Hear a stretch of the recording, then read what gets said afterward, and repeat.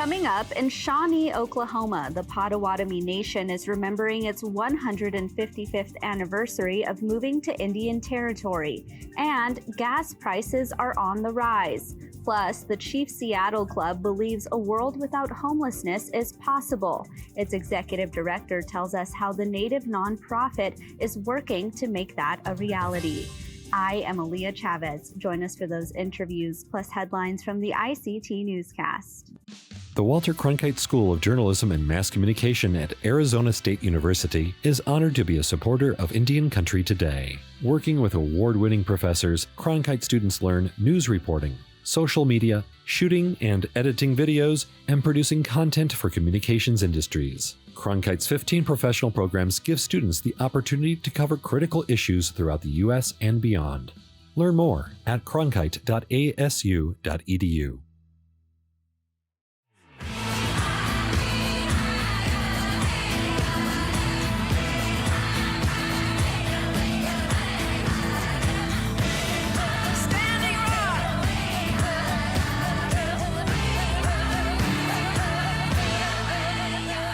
This is the ICT Newscast with Aaliyah Chavez. Gu'atsi Hopa. Thank you for joining us. Lawmakers in the U.S. House of Representatives heard from Indigenous experts on Tuesday. The House Committee on Natural Resources held a virtual hearing on tribal co-management of public lands. It was the first time a hearing was held on the topic in the committee's history. At the same time Tuesday, President Joe Biden announced he is banning oil and gas imports from Russia in another round of sanctions. Republicans at the hearing quickly used their time to talk about the impacts of this ban on U.S. oil and gas. We have a crisis going on right now. We have a crisis going on in Ukraine and Russia. We have a crisis going on right here in the United States. This committee has jurisdiction over our energy resources. This committee, we have the highest gasoline prices, the highest energy prices in American history right now. Mr. Chairman, I just want to ask, we've got to use this committee's jurisdiction on true priorities and address this humanitarian crisis right now in the United States. While many of the Republican lawmakers were set to ask questions on tribal co-management, they instead decided to ask Indigenous leaders questions about using their land to drill for oil. Do you think that we should be trying to get more oil and gas from hostile nations like Iran or Venezuela, or from tribes like your own? Experts on the panel included tribal leaders from Zuni Pueblo and the Southern Ute tribe, as well as National Parks Director Chuck Sams. Many of the lawmakers spoke positively about co-management, which would allow tribes to work with federal partners to steward many places of significance. Currently, 4 parks in the National Park System have co-management authority with tribes. Canyon-de-Chelly National Monument, which is located within the Navajo Nation in Arizona, Glacier Bay National Park and Preserve in southeast Alaska, Grand Portage National Monument, which is located within the Grand Portage Indian Reservation in Minnesota, and Big Cypress National Preserve in Florida. Moving forward, some lawmakers on the panel said they would continue to support tribes in their co-management efforts. Well, First Lady Jill Biden received a personal tour of the Potawatomi Nation's Health Center. On Tuesday, Biden and Health and Human Services Secretary Xavier Becerra spent time at the San Xavier Health Center in southern Arizona. She was also treated to a dance by a group of girls. The First Lady learned that there's not a single place on the vast tribal lands where the people can get a colonoscopy, according to reporting by azcentral.com. She said she hopes her visit will give them some hope. This tour is part of the Cancer Moonshot Initiative, which was started under former President Barack Obama.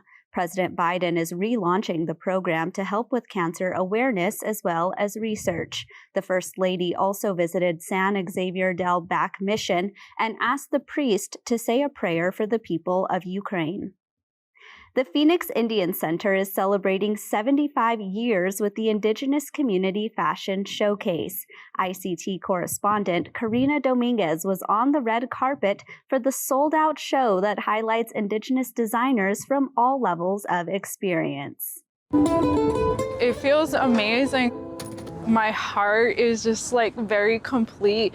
And some of the people that I taught how to make ribbon skirts, they actually wore their ribbon skirts on the red carpet tonight. Rebecca Jarvie is a fourth-generation beater and sewer from the Rocky Boy tribal lands in Montana. She built a brand during the pandemic after a mask that she sewed went viral. That led to her partnering with the Phoenix Indian Center. Last year, she taught 7 ribbon skirt sewing classes. This year, the center is celebrating 75 years serving the urban Native community, and anniversary festivities included a series of community events focused on culture, including the Indigenous Community Fashion Showcase Jarvie curated. I think that really met and fit with their mission as the Phoenix Indian Center as serving their people for 75 years. The show offered an opportunity to individuals who didn't know how to enter a fashion show or were afraid to, as well as designers who were established. I'm so thankful for the Phoenix Indian Center. Ever since I started working with them, I really I feel so lucky, and I don't know very much other places that really work and do a lot for their people. Being Indigenous is so beautiful. I feel like we need to find that gift and then embrace it. Jarvie's ribbon drip was featured in her latest collection, Being Indigenous is Beautiful. In Phoenix, Karina Dominguez, reporting for ICT. And those are the headlines for the ICT Newscast. Coming up, we're talking with the executive director of the Chief Seattle Club and its mission to support unhoused Indigenous people. Stay with us.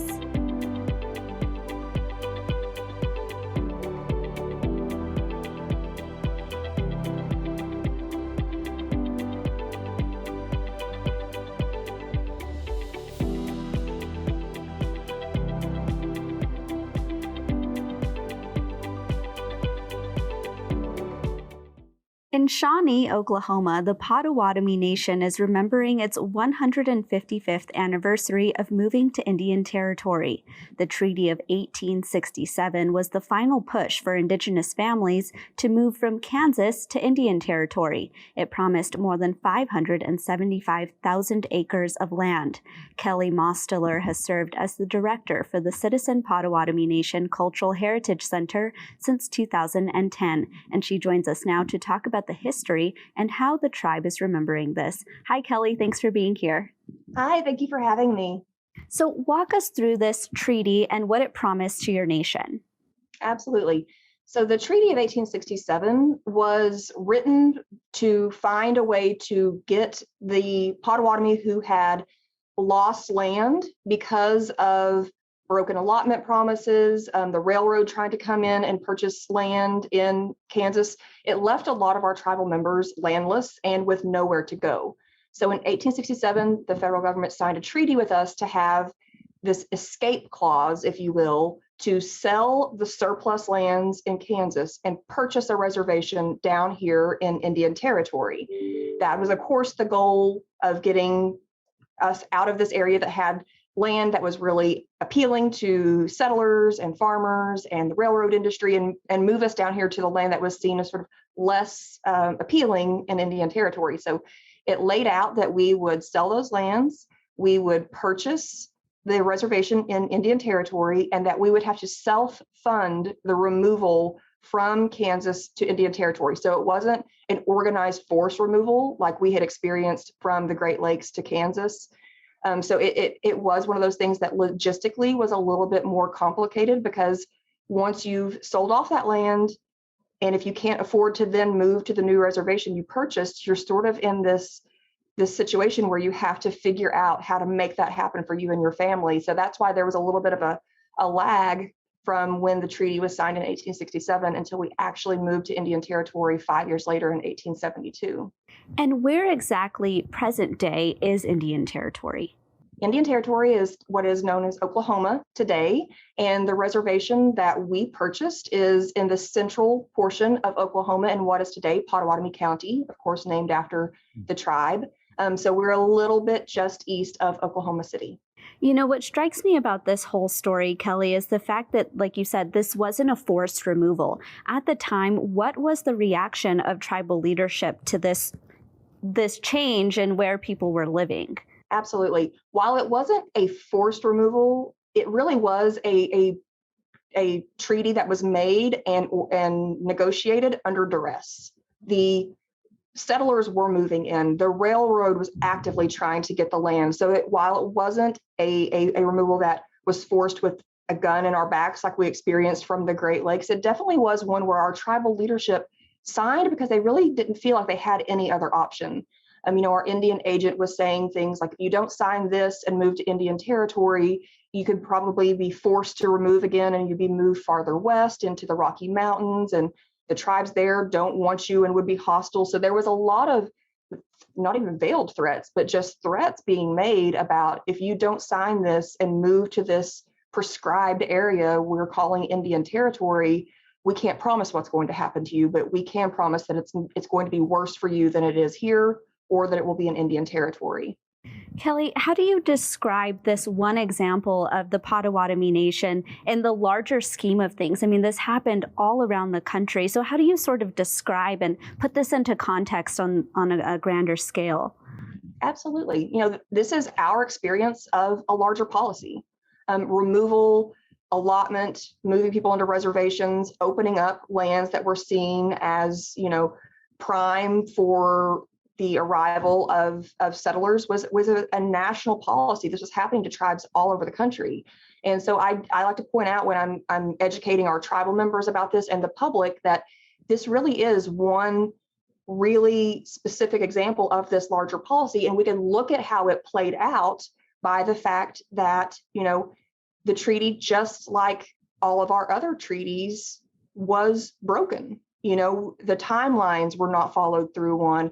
The tribe was supposed to be able to, have access to monies to help them make this move possible, and those promises were broken. So, it really is just sort of that microcosm where you can say, let's look at this one treaty, let's look at this one removal experience, let's look at how the challenges that our tribal members faced in just surviving during this 5-year period where they didn't have a land base where they lived anymore. They were having to live on the lands of their relatives and seek out these temporary, safe havens until they could move south and try to make a go of it yet again in a new place. So, I really do like to use these examples of our treaties to say, and this is one experience of one community, and this was happening all over the country and was part of this larger, very detrimental policy that the federal government enacted.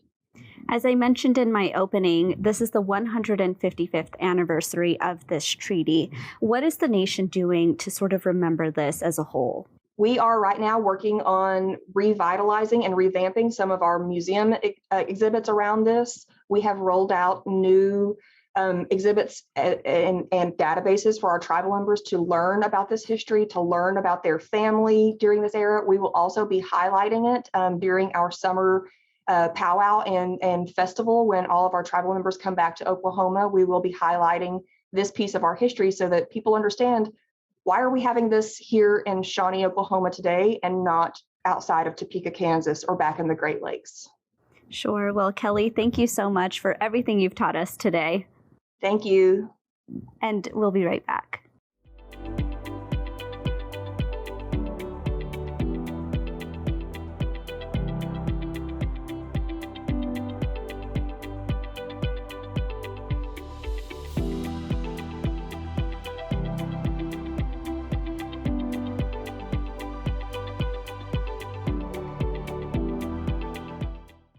Through the Chief Seattle Club's advocacy efforts and partnerships, it now oversees millions of dollars in housing projects. Derek Bellegarde, its executive director, joins the show to talk more about making space for unhoused Indigenous people. Welcome to the show, Derek. Thank you. Glad to be here. So your organization has served the Indigenous community of Seattle for over 50 years. Tell us how it first started. Yeah, sure. We were founded in 1970. Our Native community was very marginalized, disenfranchised out of the system. It was founded by a gentleman who actually went out and brought meals to our relatives out there on the streets, try to find job connections and stuff like that. The first 34 years or so, it really remained very small. We had a partner with lot of various organizations where we can go in for a few hours and provide a hot meal, clean up the space, and then get out. And we stayed relatively small until about 2003-4, where we got our first building ever, where we reside today, where our current building is going through a remodel. That's when we kind of turned into a full-fledged day center, drop-in shelter for our most chronically single adult homeless relatives out there. We had everything that you'd expect: the showers, hot meals, laundry service, computers to stay connected, telephones, a rest area just to relax. And during the last 17 years, we've really expanded to a lot of wide range array of services. We have everything today from case management with housing. We try to find people unhoused, try to find them housing, keep people housed through eviction prevention. We pay utilities. We have mental health. We have domestic violence, sexual assault advocacy. We have a pretty extensive reentry program. We have lawyers come to help our members stay connected or try to appeal Social Security claims and stuff like that. We have a really big art program, a work program where we try to get our relatives back entered into the workforce. We have just a really wide range of services today, really wraparound services for our most chronic homeless relatives. Our mission is to provide sacred space to nurture, affirm, and strengthen the spirit of our people. And today we serve all Native Americans, Alaskan Indians, First Nations. But our niche and our heart and soul really is still that chronic, single adult homeless. We feel the most disenfranchised out of the system, so we're really there for them. But we do serve the entire community. And Derek, I understand you actually have a personal connection to the Chief Seattle Club. Tell us about that. Yeah, I do. About 13 years ago, I found myself homeless. I was suffering from a lot of addictions and alcoholism, strayed away from my family, lost here in Seattle. I wasn't from Seattle, so I didn't know the area, didn't know the services that were provided in the area. And it was until somebody finally referred to me, like, why don't you go check out Chief Seattle Club? And I wouldn't stay at other shelters or anything like that. I preferred to stay out in the streets because I didn't feel safe. I didn't feel welcomed. I didn't feel a sense of belonging. But it was walking into the Chief Seattle Club where I felt that connection to my culture. I felt safe. I felt welcome. I felt loved.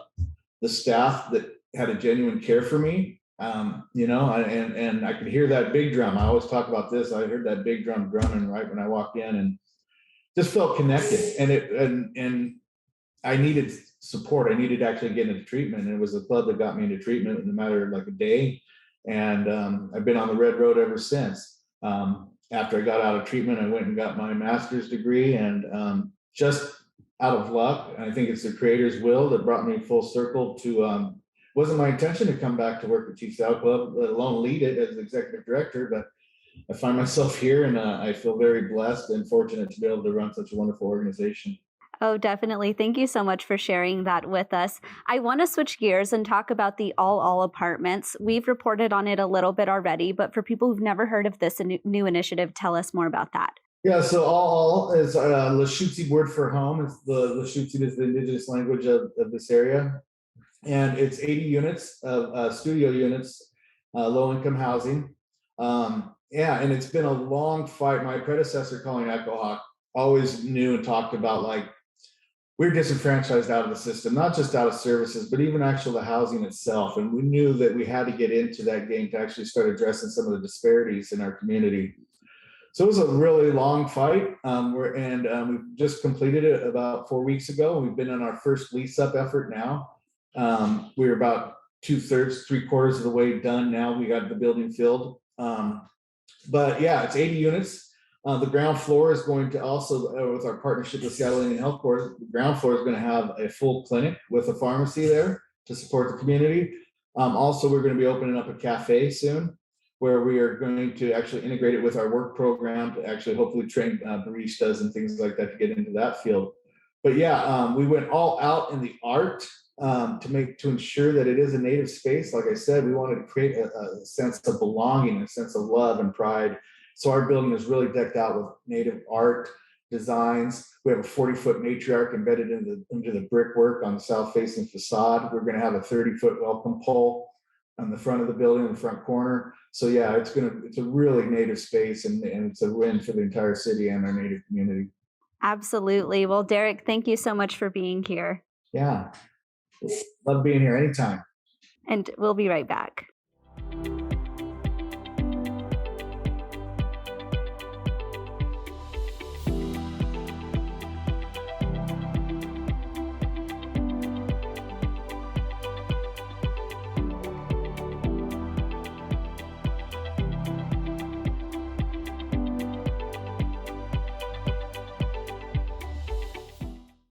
Tribal lands account for more than 3% of U.S. oil, and huge reserves remain untapped. With the Russian-Ukrainian conflict causing gas prices to skyrocket, what does this mean for the original stewards of our lands? Joining us today is John Tsuda. He's worked as the staff director for the Senate Indian Affairs Committee, and he is also a former principal deputy assistant secretary for Indian Affairs. Today, he is a partner with Navigators Global. Welcome, John. Welcome. Thank you for having me again. So at a high level, what does this issue with Russia and Ukraine mean for Indian country in particular? Well, first let me say, I think I want to say, I'm sure like many people, my thoughts and prayers have been with Ukrainians around the world for the last week plus. I've known many Ukrainian folks, from when I was a kid. And, they're wonderful people, very family oriented. And so really find this heartbreaking on a lot of levels. The impacts of these things affect so many people, including Indian country.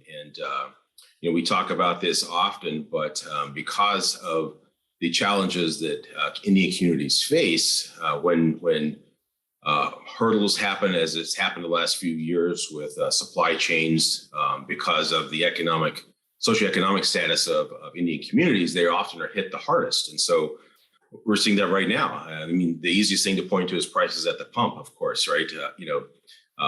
Gas prices in Indian country are always the highest in the country. And, so when those prices are going over $4 a gallon, in places that have never seen that, then, in Indian country, that's really hurting people. So we have effects here locally, in Indian country. And of course, there are national implications as well. We have a lot of our brothers and sisters that serve in the armed forces, and everybody's sort of on edge these days. And so I also would think that we need to keep them in our thoughts and prayers as well. It's a time of high anxiety for everybody. Sure. John, I want to draw on your experience at the Interior Department. Right now, we're seeing that because there's a ban on Russian oil, that there could be an increase in American U.S. oil and gas. Now, that essentially would fall in the jurisdiction of the Interior Department. And of course, we have Secretary Deb Haaland at the helm. What do you think that she's maybe thinking about, and what hard decisions do you think she'll have to make in the days coming ahead? So you're right. So much of federal public lands are administered by the Department of Interior. And then in addition to that, they're not public lands, but Indian lands, are also within the jurisdiction of Secretary Haaland and Assistant Secretary Newland. So they have a lot of pressures on them these days, I think, that they didn't anticipate, that nobody anticipated. So it's interesting, we point to the fact that Indian country holds actually a lot of economic value in the land resources, oil, gas, and other very valuable minerals. And they have historically. And so at this point in time, you think that would be of some benefit. What is the challenge is that there was a lot of support for energy development just a few years ago, and in fact, just a little over 2 years ago, the federal government declared itself, the United States, to be energy independent. And now we find ourselves in the situation, I guess, that we're not, and we're actually having to go to countries like Iran and Venezuela that we have shunned for years and begging them to sell us oil now. So that puts an interesting, set of pressures on Secretary Haaland. And again, so being in charge of all the federal lands and having a say, there are rules, obviously, and regulations that apply to getting permits to develop energy on Indian lands. But, she has a lot of responsibilities in how that is administered. So I think I would suspect that she'll look for some direction from Congress to see on the larger perspective. On the tribal perspective, as you know, my mantra has always been tribal control of land and resources, of their own land and resources, and respect for tribal decision making. So, certainly would hope that would mean that there would be even greater respect paid to that. If the country needs, to turn on the oil taps, if that's what we need, and tribes have, the availability to do that, and they want to do it, that I think they should be first in line to deliver that, frankly. What do you think will happen if, say, tribal nations are needing to use some of their land for oil and they don't want to do that? What do you think will happen in that scenario? Will it be even more pressure on them to make a decision to do so? No, I think I think we've passed that time where tribes are forced to do things they don't want to do. So, if a tribe doesn't want to develop resources on their land, I think, there is a broad support that tribes would have the right to make that decision for themselves. In this particular situation in time, fortunately for us, sitting in our houses safe, this conflict is, around the globe, on the other side of the globe, and so we're not faced with, having this like an invasion on our shores, which might raise a different question. But at this point in time, I think there would be respect for tribal decision making. Sure. Well, John, thank you so much. Thank you. Always fun to talk with you. And that's a slice of our Indigenous world. For more news, visit IndianCountryToday.com. From all of us in the newsroom, stay safe, my relatives. I am Aaliyah Chavez. Sometimes you got to take a stand just because you know you can. Oh, you got to run, you got to run.